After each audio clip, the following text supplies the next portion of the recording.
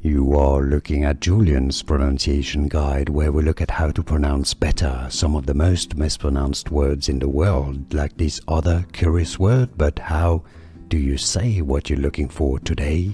Let's learn how to pronounce this word from Italian, originally meaning sweetness, something sweet. It could also be a delicatessen, something delicious, let's say. Something sweet. Dolcezza. That's from Italian pronunciation. Dolcezza.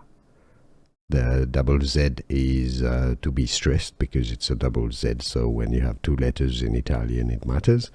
It's like pizza, right? Dolcezza. Dolcezza. Here are more videos on how to pronounce more confusing words and names too many mispronounced. Like this video if you found it useful. I appreciate your support. I'll see you soon and thanks for watching.